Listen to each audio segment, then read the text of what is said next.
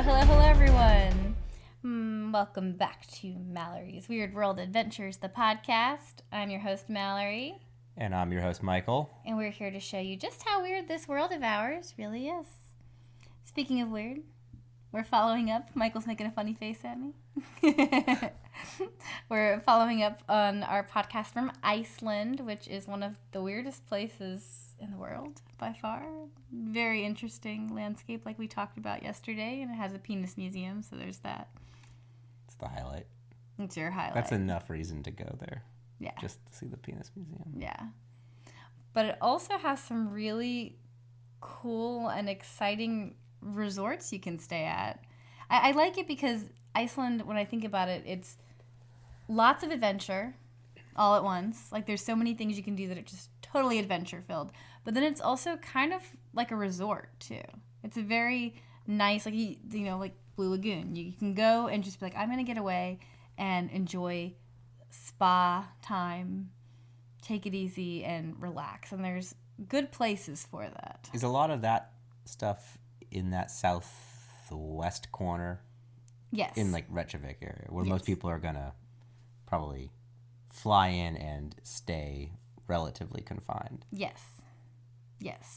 Although, so... Because we didn't make it like all the way up and around the whole No. island, which I'd love to do at some point. Yes. But I've talked with some people that have, and it sounds like the northeast side of the island is just like very little, very sparsely populated. I mean, I hear it's. I think my boss told me it was part of the Arctic Circle, and that it's just like snowy wasteland. Yeah. Yeah. So probably not as much resort town. Not as much resort town, but there More are a lot of adventure, less resorts. Yes, more adventure, less resort. It's an interesting mix of adventure and relaxing spa resort time. I like it. I know you like your relaxing resort time with your multiple face masks. Yeah. Algae mask. The algae mask smelled. Well, it's algae. That's fair, but you think it would be like refined to not smell like something died on your face? Because I mean, all the other ones were really nice, and then that one just smelled pretty rank. Well, I'm a man's man, so I use the volcano scrub. Right, aggressively. Yeah, only that. And I saw you use that. Shh, I'm a man's man, Mallory. you're a man's man. Chilling with your drink and your Silka mask, hanging out like, yeah, this is my spot. Lava scrub only. Yeah. And then into the heart of a volcano.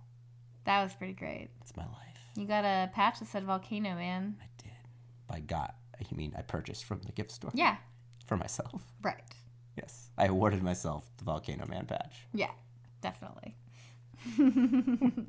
Anyway, speaking of resorts, the reason this came up is because I want to talk to everyone today about Hotel Rangá, which is an amazing place to stay in Iceland.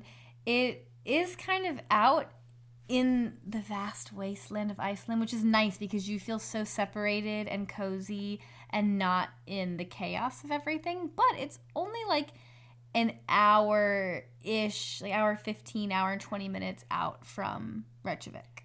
Yeah, it's not so much that it's out in wasteland, as in like you're Right. on the other side of the island. It's because most of civilization's on the coast, right? Yes. Along the whole island, because the center is mostly park and volcano, right? Yes. And this is kind of up in a little bit, like it's near to inland the a little bit, coast, isn't it? But not on the coast. Yeah. Yeah.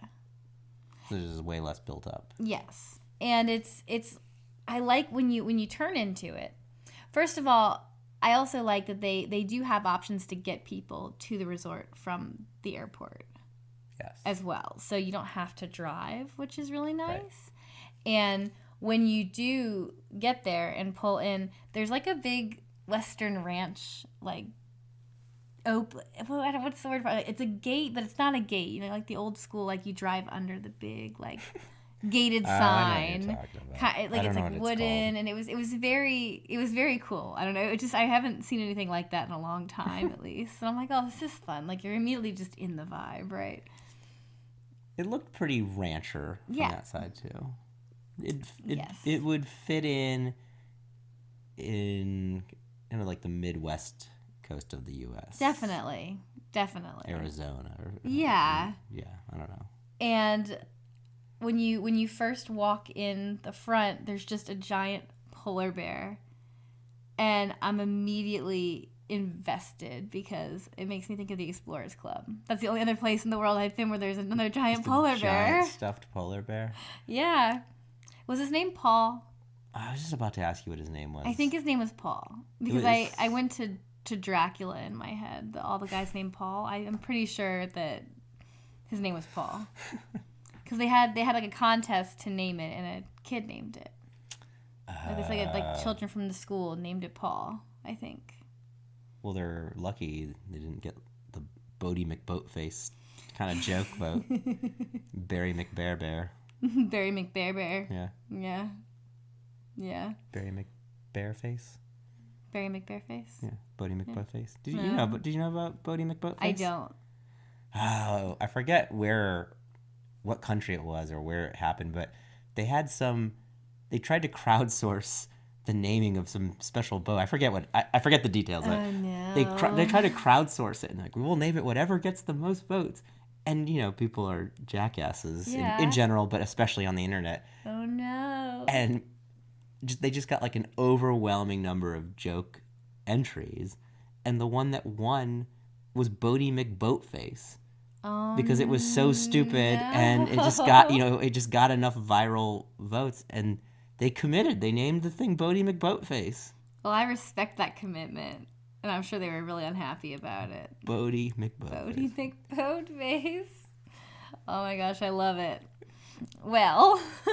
Yeah, I forget the details, but they're lucky they didn't end up with Barry McBearface if they're just gonna have a vote for that name. I know. But, I like Paul. Paul's. I don't know.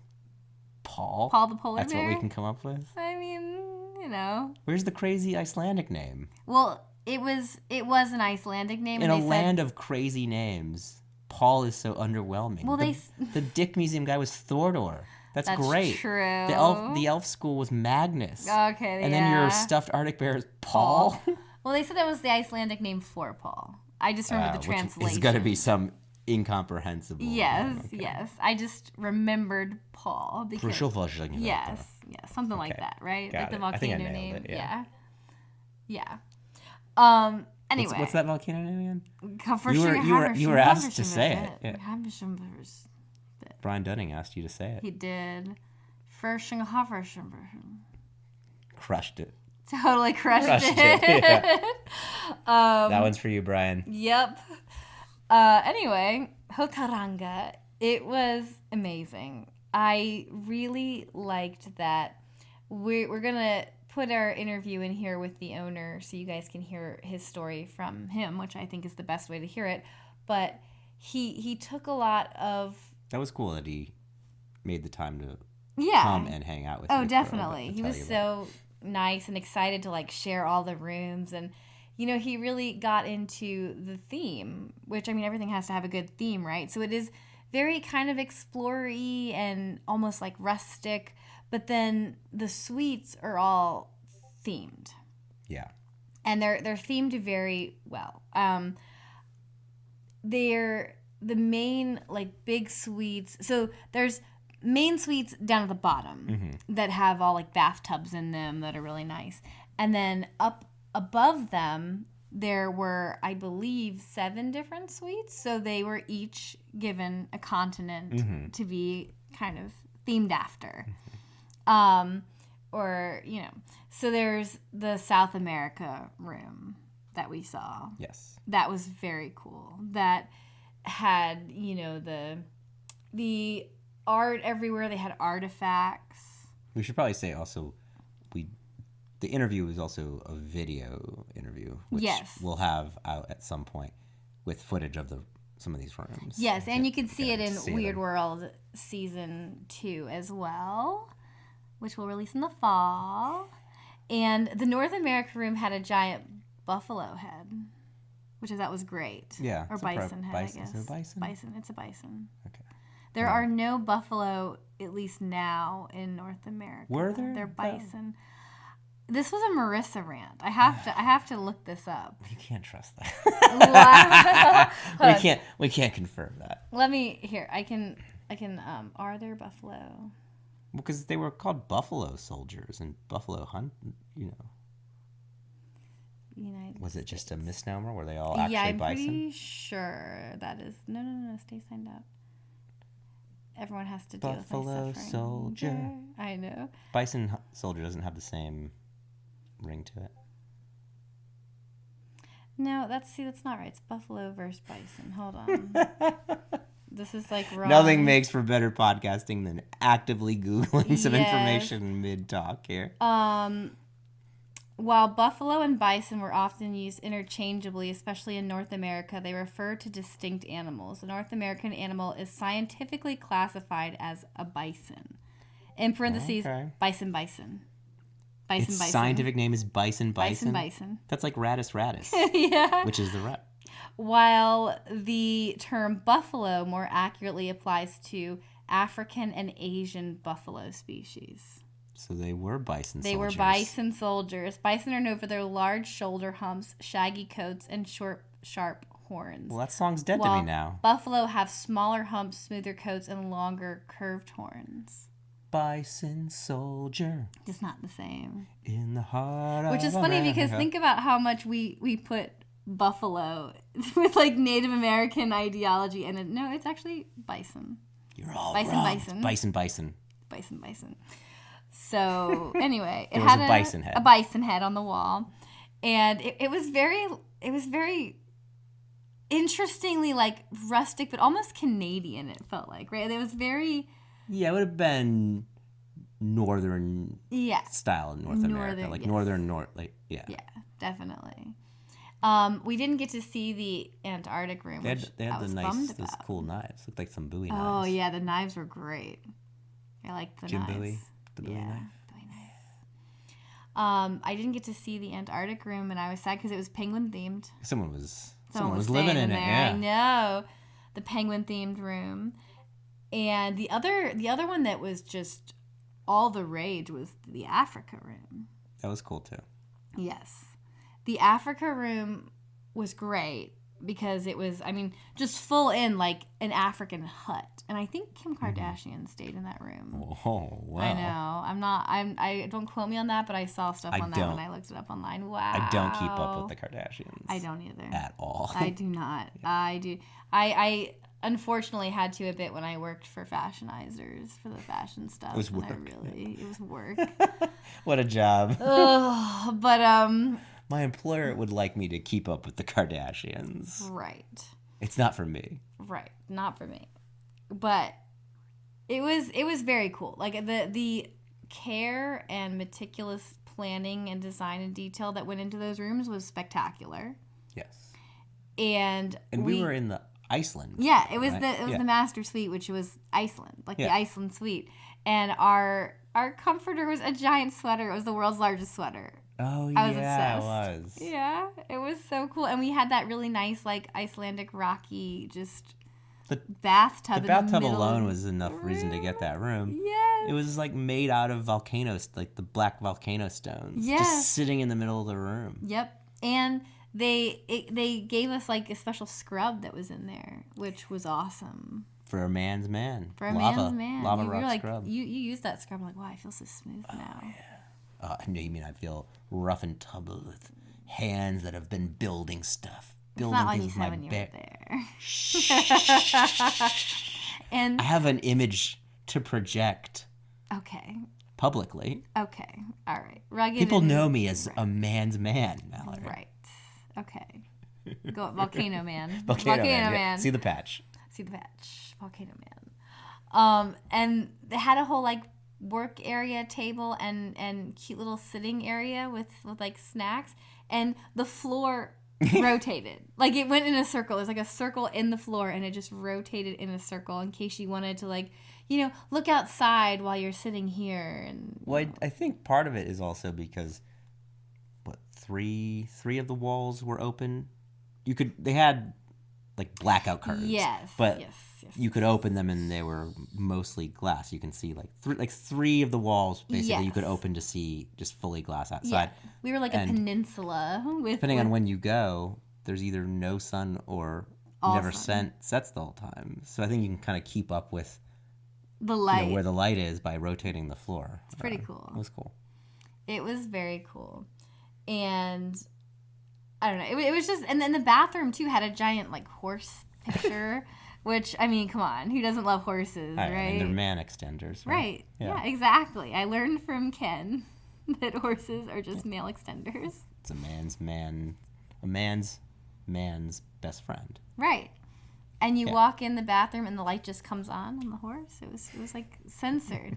There were also floor lights that came on too. I don't know if you saw that. It was pretty neat. Yeah. It was very unlike any hotel room I've ever stayed in, which I've stayed in a lot of hotel rooms. I can say it was exceptional. And I also liked that he did say in the interview too that they don't have to heat up water because it all comes from the natural springs. Yeah, it's all natural geothermal heat. That's true of almost the whole country, right? Yes. So, the hot water coming out of our tub was just, a man's volcano water. Exactly. Yeah. And it had, I believe, 3 spas outside that were all also just, that was cool. They're waters. just basically in the backyard, and you can just walk out of your room. Yeah. And they're built into the ground because they're just taking geothermal volcano water, hot, spring water, into the tub. Yeah. Yeah, it was cool. It was cool. And every room on the bottom floor there has that patio, so you can just leave from your patio, and they give everybody the robe and slippers, and you put them on and just walk out to your little geothermal tub. It's got a great view too. It does. Just open landscape in a lake for miles in a lake. Mm-hmm. It was pretty nice. Pretty cool. Wasn't there swans that had babies in that lake? There were swans. Yes. Yeah. That was cool. And the restaurant there was incredible too. It was so good. The restaurant, I mean, it was like a 5-star. Oh yeah, it was very really nice fancy restaurant with the wine pairings and all the exceptional special meals. And Malorie ate exclusively reindeer. It was just like, I can't get enough Rudolph. I'm going to eat Rudolph every night. The first night we were there, you ordered the reindeer appetizer and then followed it up with the slab of reindeer for your entree. When in Iceland. Just all when in Iceland. Meat. Well, to be fair, I had reindeer once before. It was pretty good. No, I'm going to have reindeer, followed by reindeer, and then maybe if you could smoothie me some reindeer for I liked the reindeer milkshake for dessert. Carpaccio. I just want reindeer. Right? They're really nice, just like sauteed, or that was just raw reindeer. It was raw, right? I didn't know that. I wouldn't have tried it. The reindeer, that was the appetizer, right? Yes. And then you had like a slab of reindeer, cooked reindeer for your entree. Which was no different than if you had told me that was beef, I would have just totally believed it. It looked like beef. Yes. And it tasted like beef, and I would never have known the difference. Right. Yeah. But that, you know what, the raw reindeer was really good. I'm not a raw meat person, but it was so thinly sliced. Yeah. With the cheese and the lettuce on it, that it was really good. I couldn't tell. It was very good. It was great. But I would have definitely gotten hung up on if I had known ahead of time. Oh, yeah. Yeah. I thought you knew, so I'm glad I didn't say anything. I don't know. I'm not like a food guy. I mean, I like eating some food, but I don't know. I don't know how to cook food. I don't know what the fancy words mean. I'm not a fancy. I'm a man's man. I'm not a fancy guy, you know? I like the mushroom soup. I'm not a mushroom guy. I know. I'm not a fungus person. I don't eat fungus if I don't have to. Yeah, I didn't used to like mushroom, and then one day it just... It's a texture thing. I don't like the texture. I don't like the texture either, but somehow, I don't know. It depends on the type of mushroom and how it's sliced. I don't eat fungus. I understand. Mm-hmm. But yeah, I had the risotto one night too. That was also delicious. Mm-hmm. Yeah, it was very good. It was great. The food was exceptional. The ambiance was great. I'll have the reindeer, followed by reindeer, And a prosecco. I That was overdid your the your reindeer. standard meal. Reindeer and a prosecco, please. Thank you. They also had And like we mentioned in the last one, we went to visit that fishing village, and you had to poop yourself. Like, I wonder why. oh no. Because you've been eating raw reindeer all week. I mean, I've never come closer. I don't know what's going on. Oh my god, I don't know why. I don't know what's happening. I do. You ate 8 meals of raw reindeer in a row. Twice in my life, I almost went to the bathroom. Not in a bathroom as an adult. And That was a particularly bad place to be. it There was was. literally nothing. Not even leaves. Like, you wouldn't have been. It was Oh, yeah. lava rocks. Yep. That's it. Yep. For miles. I did have toilet paper in my. Wait, that wasn't my No, car. we didn't have your Nope, car. I sure didn't. And we didn't bring the car because it wasn't going to make it on Yep. the road. Nope, you're right. Yeah. Yep. Just no bueno. That was about to be a very weird world adventure. Yeah. The only other time that's happened to me, it was not number 2, it was number 1. That's not as fun. Was when I was in line going into Shanghai Disneyland. Because I didn't realize I would have to wait an hour and a half to get into the park, because who anticipates the line getting into the park being an hour and a half long? And I had to pee so bad I didn't think I was going to make it by the time I got in. Yep. Yep. But anyway, Good story. Great story. There's also a cool little like game room upstairs in the hotel too, Hotel Rangá. You go They had upstairs. Settlers of Catan. They did. And there's like That's a a good little lounge with like a piano and a little like event space dining Yeah. hall. It was really nice. Look at people get married there pretty Yes. regularly. I had a lot of That that. would make sense. I see that, yeah. Yeah. It seems like a good wedding venue. But you guys should definitely check it out. Be sure to do that. We are going to drop in our interview Yes. here now so you can learn more about it firsthand. And I choked on myself there. Wow. I'm dying. What a professional. Enjoy. All right. Okay, then. So, what do you want to talk about? I would love to hear about your vision for Hotel Rangá and how it came to be. Your vision for Hotel Rangá and how you conceptualized it. The vision for Hotel Rangá, I had been in the fish industry for 30 years, spending 200 nights a year for 30 years in hotels all over the world. I pretty soon found out that small hotels are, in my opinion, much nicer than big hotels because the service you get and just the attention you get is totally different. So my vision was that if I would take this over, as I did as a very small hotel, expanding it and all that, I would concentrate on 3 things: service, activity, and friendly atmosphere in whatever way we could do it, because that's what you want if you're traveling. And I've had fantastic staff, been so lucky. So we seem to have succeeded because what we are known for is the service and friendly atmosphere. Mm-hmm. Can you tell me about the continent themed rooms as well? The continent theme. Mm-hmm. Well, it was like this. When I started the first extension, we built one suite, and finally I got the number 0 on that suite. Mm-hmm. Nobody has seen number 0 in any room in any other hotel in the world, Mm-hmm. I'm told. So that's pretty funny. That suite sold out immediately. I didn't know at that time, after the very beginning, Mm-hmm. how much interest there would be in suites. Mm-hmm. So when that was obvious, we would have to do something more. I immediately wanted to make it a little bit sort of different. Mm-hmm. So, well, honestly, it ended up in more or less like coincidence. We said, why don't we go for the continents? That turned out to be quite pretty difficult at first, but then the internet helped us a lot. Plus very good companies and people we were working with in other parts of the world. And why did you choose this spot in particular? This spot here was not my decision. It was first there was a guy who built the 7 rooms in the beginning Mm-hmm. as lots for his clients, horse lovers, horse breeders who would come to Iceland to buy Icelandic horses. He owned this spot, and so he put up these little lots here, and it turned out to be a fantastic location. Mm-hmm. The hot springs here too, are those actually from the natural hot springs in the area? Yes, it's a good question. Of course, our hot water is from natural geothermal.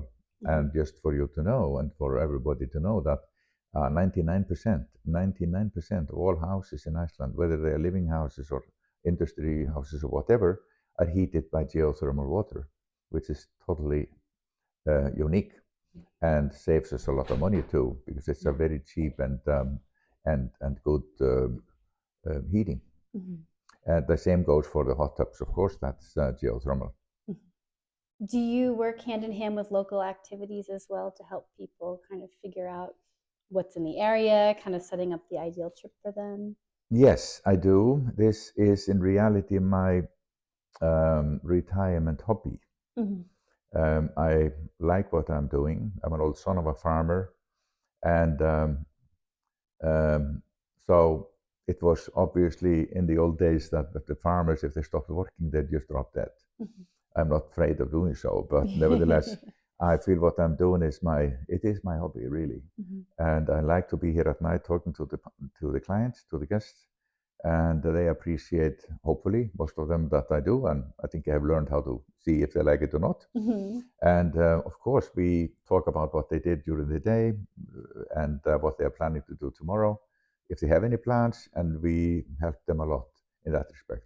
The same they do also the people in the lobby. They have been trained as concierge in a way, Mm-hmm. and they are very, very helpful, and people appreciate that incredibly. Mm-hmm.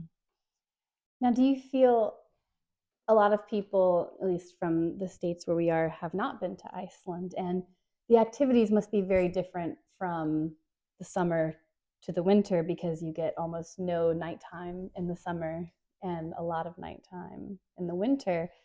I guess, how does that affect people when they come out here? Just a different crowd, I guess, from different seasons. Yeah, of course, in the wintertime, Mm-hmm. people come here mainly to see the Northern Lights. Mm-hmm. And that is something that so many people are dreaming. Mm-hmm. They're dying for it. They're dreaming to see them. And fortunately, they can quite a lot see them from here because we have no light pollution. Mm-hmm. Secondly, we discovered that people were very interested also in stargazing. Mm-hmm. So that's why we built the observatory with 2 big telescopes. So sometimes at night, when even we have fantastic starlit night, but no light, no northern lights, we take people out there nevertheless, and they enjoy. We call it a sky tour, 9 o'clock and 10 o'clock at night.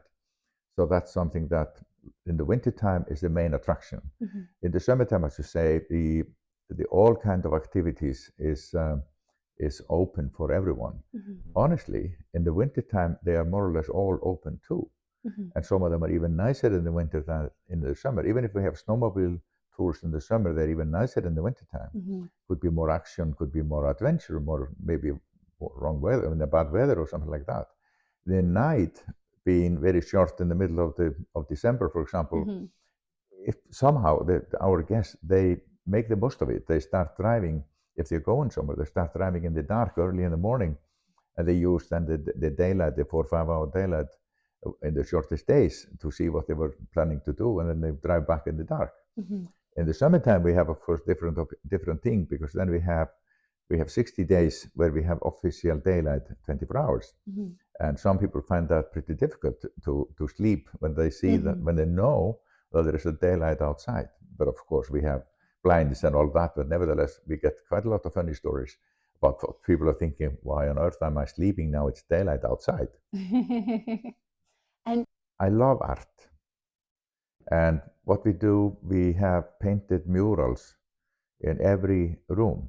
So all the rooms are in that respect different. There are 17 different artists painting 1 or 2 walls in all the rooms, both the standard and the deluxe and whatever.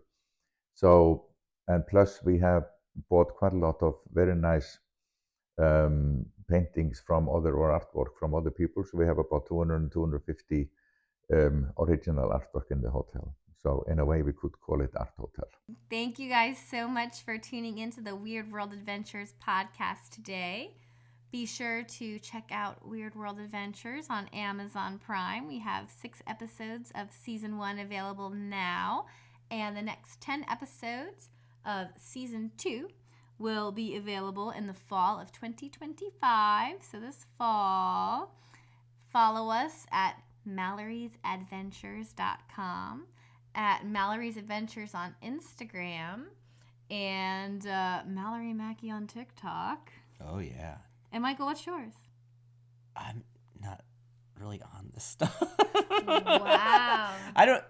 I'm so not a social media guy that you asked me that. I'm actually not sure what it is. I do have those. They do nothing, really. You can find Michael on Weird World Family. That's true. I think my Instagram's Maldonado MD3. I think it is too. Yeah, it is. Okay. Okay. Okay. She's telling me it is. Yes. So I think that's what I'm at. Well, thank you guys for tuning in today. I'm your host, Malorie. And I'm your host, Michael. Michael is not a social media person. That's MALDONADOMD3 on Instagram. Nice. And I'll be honest, I have no idea what it is on. It's like Michael Maldonado 3 on TikTok or something. Okay. It is. But if you find her, I'm one of the friends. Yeah. You're a Maldonado now. I turned you into one. You did. Yeah. Now I'm a Maldonado. I have to say it like that because that's how the solicitors used to say it. Mm-hmm. Mm-hmm. Yeah. It's good to not be able to pronounce your own last name. It's great. Yeah. Although you say Maldonado, so can you really pronounce your last name? I know. Anytime I talk to somebody with actual Maldonado. Hispanic credentials, it's Maldonado. Yeah, Maldonado. Yeah. Yep. Oh, that's how you say my name. Yep. Huh. That's how I should be saying it. Okay. Huh. I'm going to continue to say it like a plebe. United A States. gringo. Yeah, exactly. Yep. Alrighty. Until next time, everybody, stay